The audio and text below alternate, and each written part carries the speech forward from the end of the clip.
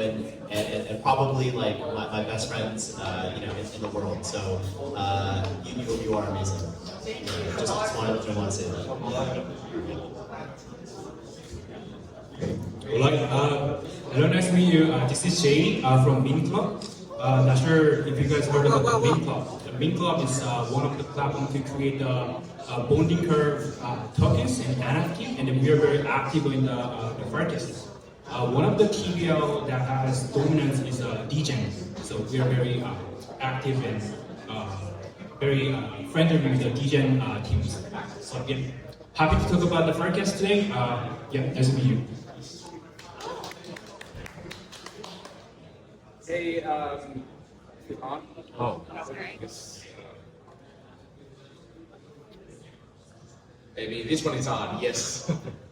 So, hey everyone, my name is Jonathan. You can also call me Jonathan if that's easier. I am the CEO and one of the co-founders of Favor, and we're a social app that originally started on the Lynch protocol, but has since expanded also into Farcaster, where we're about half of the traffic daily on Lynch protocol and about 20% of Farcaster right now.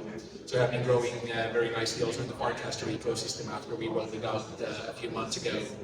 And Favor is also launching the SocialFi features with our token with the ticker social, listing in a few weeks in a bunch of exchanges. So stay tuned for the SocialFi here on, and hopefully the next January ecosystem as well.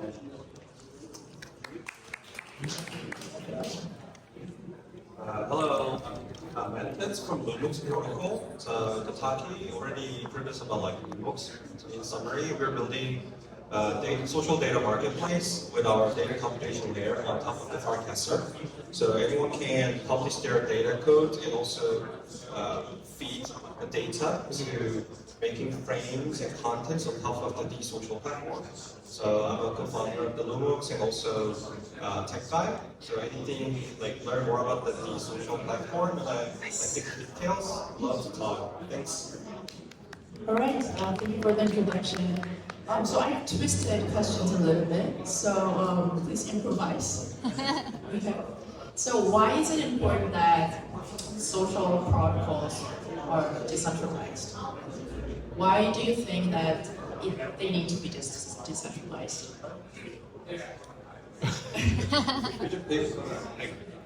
I can start as this is kind of what I've been pitching for the last 2 years. Okay. And, yeah, that's what I wanted to hear. And it's actually like why we're building Favor. Actually, if you just look at the news in the last 2 weeks alone, that tells you on multiple fronts why social networks need to be decentralized. If you look at Telegram, the founder was arrested in a European Union country in France because they are not properly decentralized. They're just essentially saying that we are not revealing information. And that puts you in a position where every government wants to arrest you and force those secrets out of you because you're not actually decentralized. And there are no kind of end-to-end encryptions and things like that. And on the other front, in the more traditional social media feeds, if you've been to Twitter or X recently, you've noticed that Elon has gone full-on Trump on his political agenda, and all of a sudden 80% of my feed is about Trump ads and conspiracy theories, no matter what I do about it. And regardless of which side of the political spectrum you are in, it's a very dangerous thing that one billionaire can buy the global town square and make it his political vehicle for whatever he wants to be pushing. And the third news item was Mark Zuckerberg admitting that actually on the Democrat front, he has been pushed to censor information about COVID and various other things because of political reasons. So that means that whether you're on the Democrat side or the Republican side in the US, you should be worried about the political bias of centralized platforms. And the only way to get rid of that power of algorithms and censorship being in the hands of a few individuals is to decentralize the social graphs like Farcaster and Lens. And that means that no longer is there a single person who can control all of that, nor is there a single person you can arrest to get all the secrets out. So there's actually some massive threats to even democracy if you think about it from that perspective that can be solved with decentralization of social graphs. Ed, do you want to add more?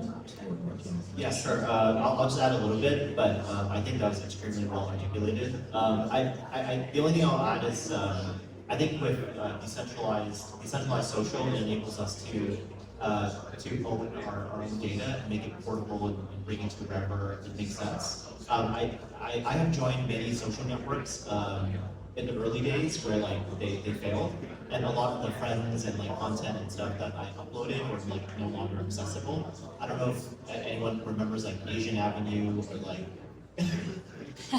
Asian Avenue or like Friendster or like yeah, sorry, I wasn't looking at you. It's me. I am old AF. So yeah, so like all those platforms are dead now, right? So if I actually owned and I could actually carry that data from like one platform to another, then I don't have to build it up all over again. It was kind of like what I was saying about like social media is very fragmented, but fragmented not in a decentralized way. But our data is owned by multiple companies that don't play as friendly within each other. Right. If any of you wants to add more to it? Yeah. So in my perspective, the reason I like fall in love with the DSOC is more like a more traditionally like social media comes from the data business and also the more like a content creator and developer business. Specifically, like for example, TikTok. So USA, they're building some open marketplace for connecting the dots between the creator to the product producer. So people who want to sell their product to the retailers, they use TikTok creator to make some affiliations. And I think like DSOC is a perfect match with those kind of P2P network trades. So I think like DSOC is promising for building such creator, like developer, or content provider business model. So I think, of course, I'm crowded, and also like data is also important, and also this kind of business opportunity makes this market matters, I think. Yeah, since I'm the marketer, I'm just gonna touch the content perspective. So, if you are going to use Instagram, Twitter, or TikTok, and once the business stop and then they just withdraw their business, all the content that you created is going to disappear because it's a centralized store of the data. But what if you are going to use a blockchain technology that built on the social platform like Farcaster? If you know that you can also copy the hash of your content each, which means you can also explore the content data on the blockchain explorer, which means you can definitely own the data of the content, and then you can just permanently store the data instead of rely on the centralized data source. So I think it's one of a strong benefit of the DeFi. The SocialFi is necessary in the future. So you have like different takes, and you look at decentralization in different perspectives. Like for example, you look like Jonathan, and you're looking at it in a sociological, like socio-economic way, and like Mentis and Jay, you're looking at it more business and tech side. So it's like really interesting. So Ed, like you mentioned, how for like decentralized social enables data integrity and like user ownership, right? Like why those two aspects matter to your project? Yeah, I think it's really important to be able to, so as a regular user, like I consider myself just like a normal user, I think it's really important to own my data because like I've been bugged many times, because of the older social platforms. But I think like as a creator or a curator, it's even more important because now like as a social media influencers, like they create a lot of content or curations of like top 10 recommended places or content that they share with their social media following.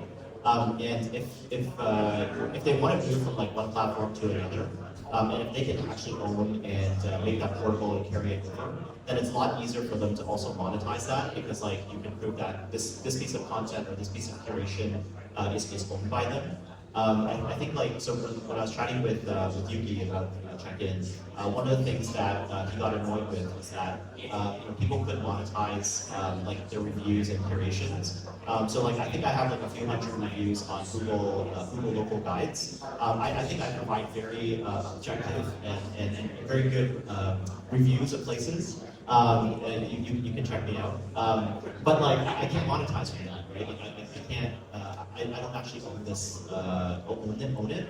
But if I can actually own that piece of data and I can actually carry it with me to like different platforms, like, you know, like for example, like Checkin, like we could import like reviews, or like if someone else creates like another client that focuses purely on food reviews or something, then I can also bring it over there and monetize. Then I think that could be very beneficial for me from a business perspective. But even just like knowing that like I own that piece of information, and I'm not like my livelihood is not at the whims of like a company that I have no control over. I think that's also very important. Great. I've read like hundreds of reviews on Neighbor Map and account. I wish I could carry that data around with me. Okay, so Jake, do you want to? Yeah, it's the same perspective as Pat. The monetization is a key for the creator, because the creator bring the user to the platform, but the platform takes a majority of the percentage of the revenue, and then they just have a little bit of the fee percentage. So in terms of owning the data and the content is very important, because they have the creator is monetize it from their own content, not instead of relying on the centralized platform.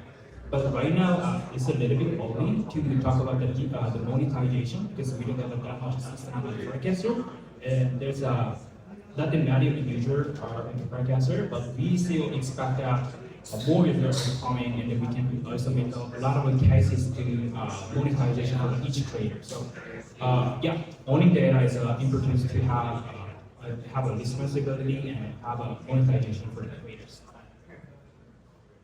Yeah, fully agree on both of those points, and I think if we take like one step back even from that, fundamentally the fact that users own their data and the data is portable and you can use it in multiple places, so you can take it with you if you don't like what you're using.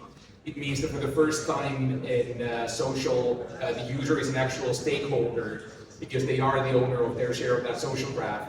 And that means that as a platform, for example, is favored, that means that we need to treat them accordingly. So for example, when we roll out advertising in the near future, it's going to be an opt-in advertising model where we also reward the users for opting in and engaging with the advertising. We reward creators for sharing that advertising.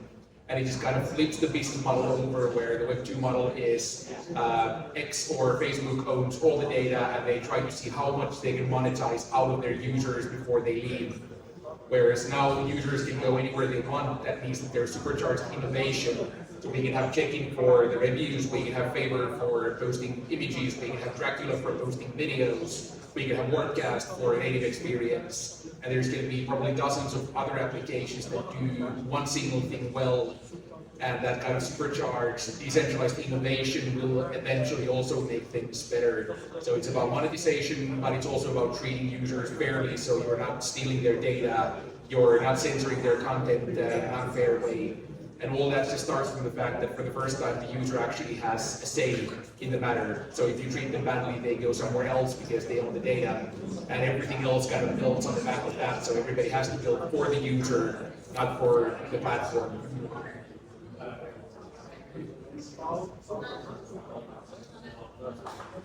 Okay. So, yeah, so from what you just said, it's really good for the consumers, right? It's really good for the users. It makes a lot of sense for them to use decentralized social. But then, how come then the rate of onboarding, the speed of onboarding isn't as fast as it should be? Like, you know, people are still using incumbents like Instagram and Facebook. And why do you think the reason is?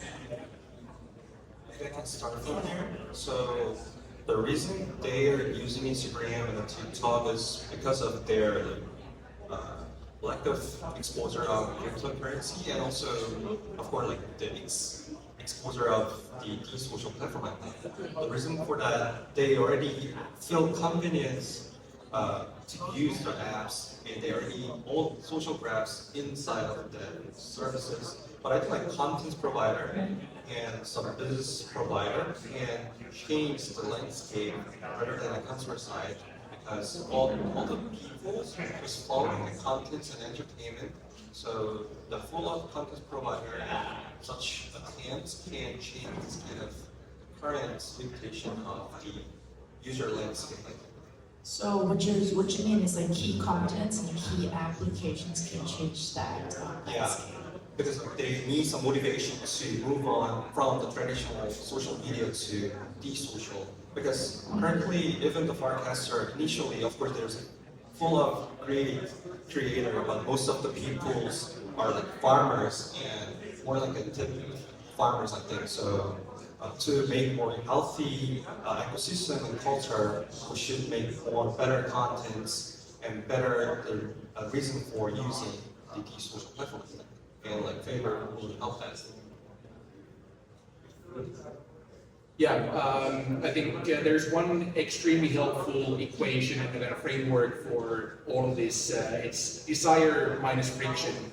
That's kind of what whatever consumers are doing and people are doing in general. It's kind of those two things. So you need to want something more than the friction that comes to it, whether it's the price of it or the time of it or the complication of it. And for the last few years, the friction in Web3 Social has been too high for vast majority of users. There's like almost no desire out there that makes vast majority of users learn blockchains and on-ramps and off-ramps and seed phrases and all of that. Now we're at a point where you can reduce the friction with the counter-abstraction wallets. And for example, Workcast is a great example of an end-to-end user experience where you don't have to understand crypto, wallets, anything else. You can just onboard like into any other application. But there's still the biggest friction point where all of your followers and friends are still on X, still on Instagram, still on the other platforms. That's the part where the desire kicks in. So if we want to move the millions or billions of users away from the incumbents, we need to figure out what are those points of desire. And right now it's obviously money. So if you farm degen, you can make money. If you come in, you get airdrop. But you cannot bribe the entire world to move into a platform because you can't miraculously make that much money even in crypto. So the next step is how do we figure out the different clusters and what's enough desire for them. For creators, it's probably going to be easier to explain that, hey, for the first time you own your network, you can monetize your network in new ways, and it brings you a whole different level of control with your audience. Then for the regular users, it might just be that if the friction is low enough, their favorite creator just came on Favor or Farcaster, and they want to see what's happening there. That might be enough for them. But for each different cluster, you need to figure out what's enough desire to overcome that friction of all my friends are already on X. And it might be full of conspiracy theories, but they're still there, so I have to pick them from in between those.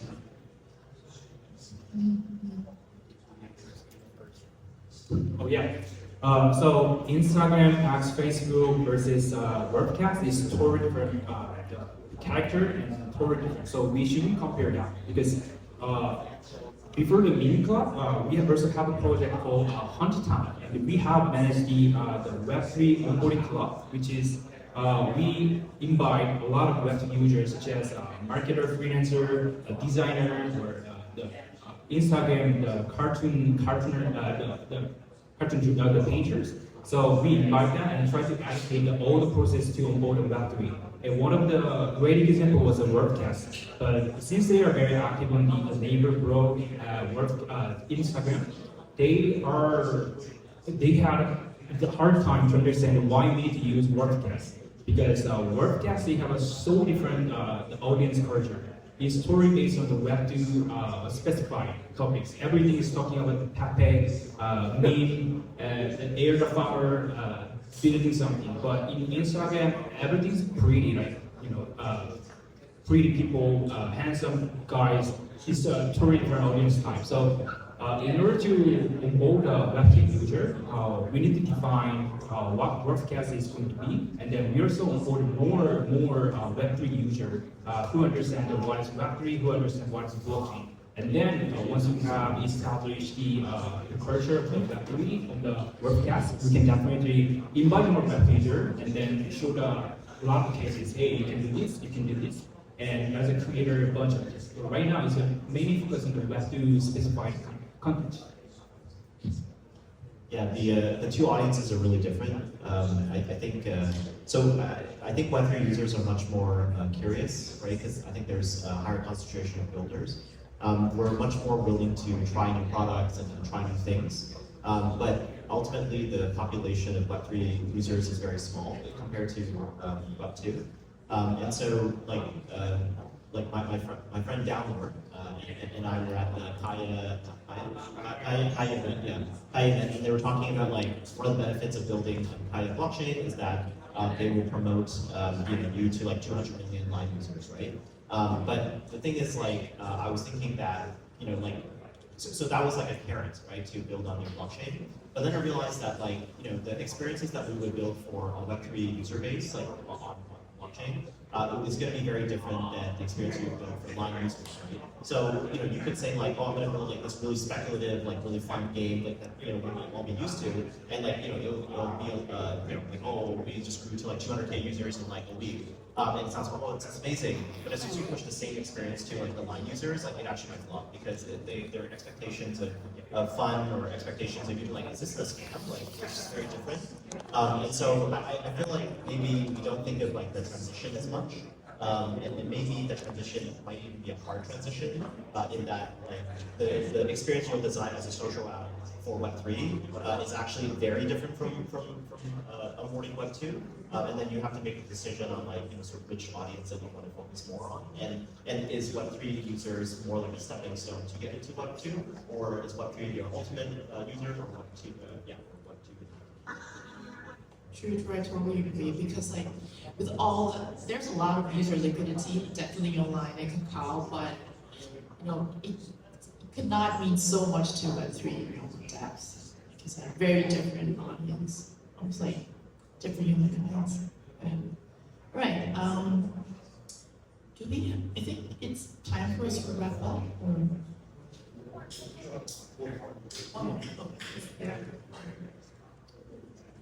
So as the last time we checked, so there was the launch of Decentralized, and there's a lot of hype, and there hasn't been so much activity on Decentralized, and also I think the hype is somehow like diminishing on Farcaster as well. So I think the onboarding of I think the rise and fall of Farcaster also follows the market, right? But then as a social application and as a social protocol, I think it should be kind of independent from the market. So I just want to ask you, would it be possible to lock in users regardless of the crypto market situation, or crypto airdrops? What would make the users stay on decentralized social? I'll finish that. So yes, I think the way that we've been building Checkin is less speculative. It's more about I think at the core of it is you're creating a verifiable digital lifelog of places you've been, places that are meaningful to you. And so regardless of whether markets are up or down, we'll still do that. And I think one of the things that we're experimenting more with is building communities. And so at the core of it is something that's location centric, and then communities can build experiences on top of that. I think it's kind of a win-win situation that the community itself will create experiences that are engaging for their community members and to have continuous engagement, but then also good for us because they're building on top of Checkin. And the same experience could be leveraged by other communities or users. So we're focusing on experiences that people will enjoy. It's real world experience. We're not good at building spectacular, just. Oh yeah. Just speaking of Jang, just quick promotions. You can also turn into your tipping allowance. It's the top things in Mint Club. So you can, if you have tipping allowance, give it a try. It's very smooth. So crypto industry is very fun, very unique compared to Web2. So if the product is good, but the product is going to affect from the crypto prices. So once crypto price goes down, everyone is sad, upset about it, and the users just bounce out. But crypto price goes up, everyone comes in again and speak about the product and stuff. So it's a nature of the crypto. We can away from the volatility of the crypto prices. So we, in terms of the Web3 product, Web3 product must not use the cryptocurrency, such as Pump.up. They have super revenue generating the platform is sending, but Pump.up they have the tokens, which is as a Web3 project. It's a huge onboarding a lot of users from the Solana chain and make a lot of transactions and make a lot of the tokens on the Solana chain and increase the revenue. So Web3 project need to consider without token creation, so that user can actually enjoy their product without crypto the price fluctuation. Yeah, I think as a founder of like actual social apps, whether it's Workcast or Favored, like you need to be also very honest that the users who come and go with the fluctuations of the crypto market are not your actual target audience. They're not actual social users. You don't leave your social graph because token went down. You're there because of social reasons. You're there because of content, because of people. And we recently announced the postponement of our DG, and we announced that the season 1 airdrop has been taken. So if you're there purely for farming, then right now you're not getting as much utility for farming. And we did have a drop of 20 to 30% in the daily overall activity. But what we actually saw was that the real community is telling us, don't worry about the token, take your time, launch it when you're ready. And actually the app is now so much better because the farmers went away. And the crappy spamming content went away because the farmers who were there just for an airdrop are now upset because we postponed their free money. And that's a good reminder that you're not building your app for the farmers, you're building it for the real users who are there for real community. I met one of our Korean community members today who told me that he's actually in contact with my grandmother on Favor and asked how she's doing. And like that's the real user base, people who make real connections, build real communities, talk to each other, and they are not going to be churning because your token goes down or your token is delayed. And you're fooling yourself if you're counting the farmers as real users because they're just there to exploit you. They're not there to use the actual product. And we're very lucky to have a lot of real users. Farcaster is lucky to have a lot of real users, but you cannot look at the number of like, okay, now we have 60,000, now we have 40,000. If the 20,000 were farmers, we're actually all better off without them. You need to focus on the real users who are there for the real reasons. Yeah, I strongly agree with Jonathan's perspective. So I think the social platform is more like king replacing some wallet infrastructure from my perspective.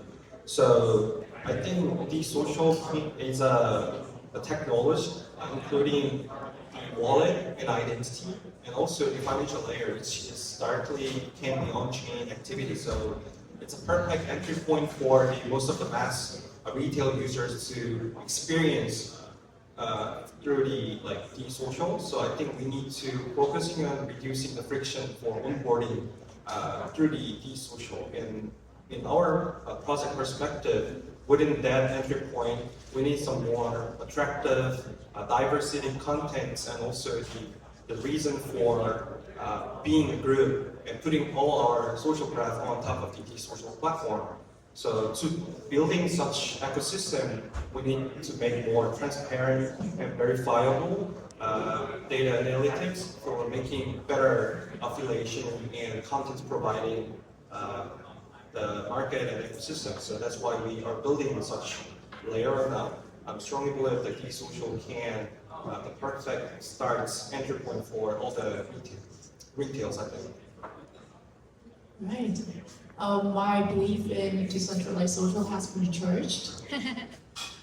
So yeah, I mean, I would like to thank you guys for pushing this area forward and building what would benefit like thousands, millions, billions of users in the future. So I think it's time for us to wrap up now. Please give a round of applause for this wonderful panel.